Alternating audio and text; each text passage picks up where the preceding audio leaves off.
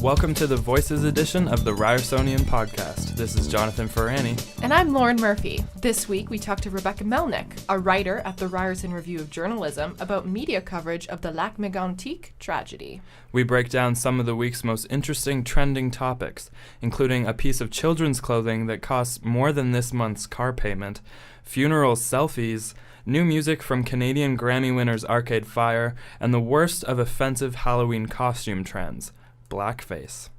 Keep it logged here for that and much more. We have Rebecca Melnyk in studio with us today. She's writing a piece for the Ryerson Review of Journalism about media coverage of the Lac-Megantic train derailment earlier this year when nearly 50 people were killed following a massive explosion. Her feature article looks into the ethical dilemmas surrounding coverage of such tragedy and grief. Welcome, Rebecca. Thanks so much for sitting down with us today.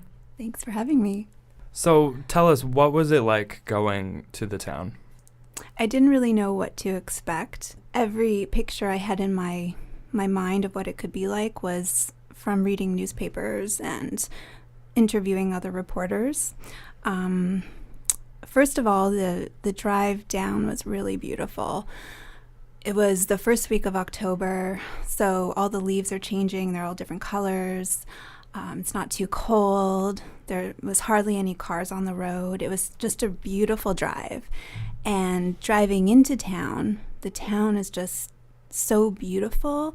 There's a lake, and the Appalachian Mountains are surrounding the lake, and the people there are just so generous and lovely people. But then when you drive straight down the Laval, the main street, you can see this yellow barricade.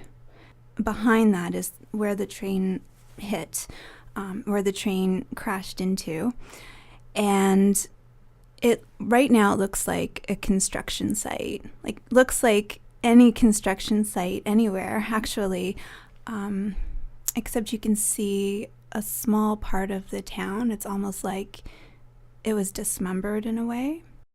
The train derailment happened in July, beginning of July. So you went in, like you said, early October. Mm-hmm. What do you think the difference was from that initial coverage? Just sort of, what the town is like now. And right now it's very quiet. The shock is wearing off of people. There's a lot of anger there because the town is being rebuilt. It's going through a reconstruction process, and people are not allowed to build their homes where their homes once stood. They have to sell them. They are getting money for them, but a lot of people feel shut out of the reconstruction process.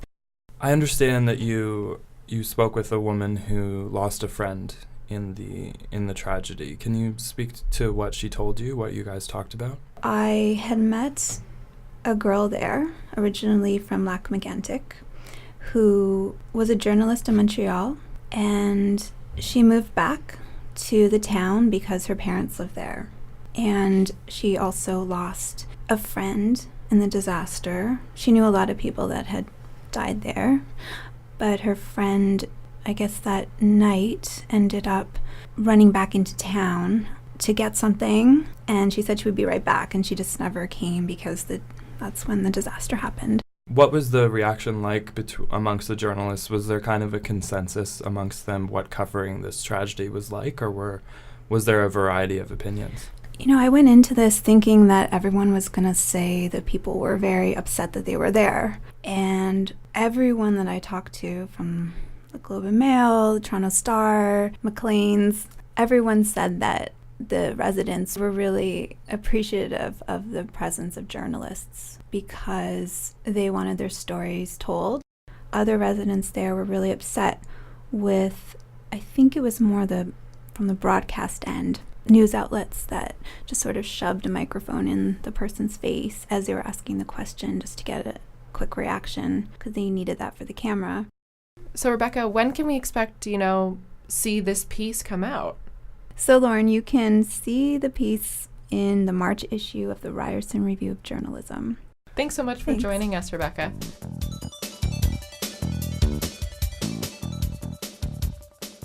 So, Lauren, I hear you have probably the most ridiculous story possible about children's clothes. Well, Jonathan, it's pretty much a hole-in-one that I do. So Jean-Paul Gaultier, who's the French designer who held the helm of Hermès for 7 years, has come out with his own line of children's clothes.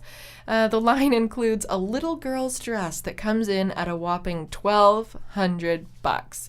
That's right, for more than I pay for a month's rent, you can get your little Sarah or Jessica a pink or white tutu on steroids. Parents of the world, hear my plea. Your kids will spill caviar pudding or, whatever rich kids eat on this thing in about 3 minutes. So just don't. And a little more digitally focused news. I think the most cringeworthy Tumblr of all time was born on Tuesday. Its title is, if you can wrap your mind around this, Selfies at Funerals. Signal the groans and facepalms now. The featured social media photos include everything from captions like, quote, "Love my hair today. Hate the reason I'm dressed up. #funeral." Or another gem is, quote, "On our way to a funeral selfie," end quote, with the two featured teens sticking their tongues out while listening to iPods. This is where the self-respect of our generation goes to die. And honestly, I'm not alone in this opinion. The Huffington Post published an article on the site headlined, "Funeral selfies are evidence the apocalypse can't come fast enough." So the Selfies at Funerals site founder, New York-based editor Jason Pfeiffer, he trolls Facebook, Twitter, and Instagram for photos that are hashtagged funeral, sad day, selfie, and RIP to fuel his hilariously cringe-worthy digital monster. So if you want to feel good about your own life choices, check out this Tumblr. So Jonathan, what's going on in arts? Well, Montreal-based rock band Arcade Fire released their new album called Reflector this week to more rave reviews, even if they were less rave than their previous Grammy-winning effort, The Suburbs. Critics note that the new album is a departure from their last, mostly agreeing that that's a good thing. Globe and Mail critic Brad Wheeler said that only one song sounds like something from The Suburbs, but that's fine. The band is more limber and athletic than ever on Reflector, he said. Toronto Star critic Ben Rayner said Reflector is so daringly ambitious and so audibly excited about attaining its ambitions that it's easy to forgive its flaws.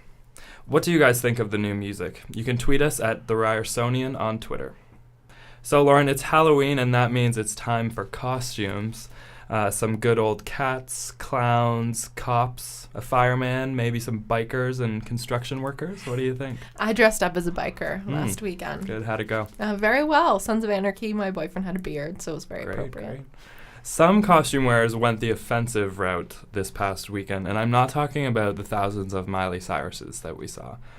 I'm talking about blackface. This is when someone who is not black paints their face black. It goes back to the 1800s when minstrel shows were popular, featuring white performers mocking African Americans. Since then, of course, it's become historically recognized as profoundly racist. But I guess not everyone is aware of this.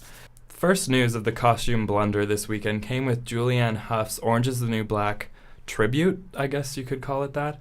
She dressed as the character Crazy Eyes from the Netflix show, along with a number of friends who also donned orange jumpsuits. Hough felt it necessary to darken her features for the costume. In response to the offense, Laverne Cox, who portrays an African-American transgender woman on the show, said, "Crazy Eyes is my favorite character besides mine too, but it's really interesting that she doesn't seem to understand. I'm not opposed to someone having their form of expression, but if you want to make a choice like that, I think it's important to understand the historical context you are walking into." Cheers to that.